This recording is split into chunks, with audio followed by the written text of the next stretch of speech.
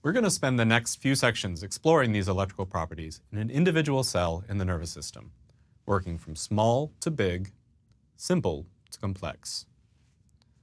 Although there are many different kinds of neurons, the same basic electric principles underlie their function. We'll start by looking at the electrical principles that come into play when the cell is at rest.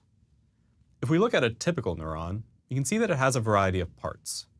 A cell body, or soma, that houses the cell's nucleus and a variety of cellular machinery.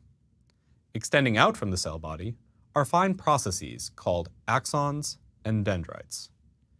The outer surface of all of these parts is made up of a bilayer of lipid molecules that partition the inside of the cell from the outside. This is called the cell membrane. We'll be spending a good deal of time talking about each of these various parts of the neuron, but for now, let's just concern ourselves with a small patch of membrane somewhere on the soma. There's an awful lot of important stuff going on in this humble little patch of membrane. Even when the cell is at rest, it's not electrically neutral. If you measure the voltage, the difference in electrical potential energy across this membrane between the inside and the outside of a living neuron, you'll see a small but important voltage called the membrane potential. You might be familiar with the idea of potential energy, or stored energy. A battery, for instance, generates an electrical potential, or voltage, between its positive and negative terminals. When we hook up a wire across the terminals, this electrical potential causes electrons to flow through the wire, from the negative terminal to the positive one. We can use this flow of electrons to do work, such as lighting this light bulb.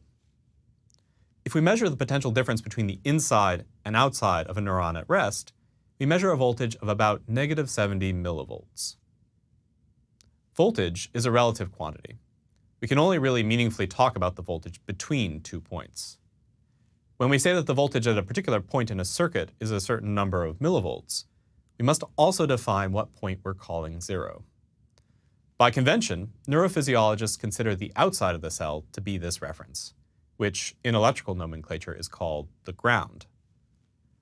Voltages inside the cell are measured with respect to this extracellular ground. To give you some perspective, a AA battery has an electrical potential of 1.5 volts. So this resting potential in the cell at -70 millivolts is about 20 times smaller in magnitude. So the neuron has a small but not insignificant voltage across the cell membrane. How did it get this way? Well, first, let's state what it's not. It's not a battery like the AA we showed you earlier. Batteries like that generate voltages through chemistry, electrochemical reactions that release electrons on one side and that use up electrons on the other side of the battery.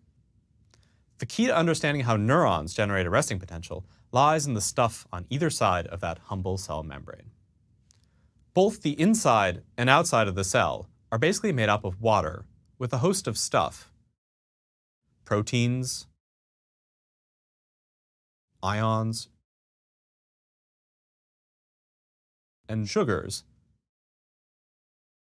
There are a whole host of charged ions and molecules floating in and around the cell, including magnesium, bicarbonate, phosphate, sulfate, and many proteins.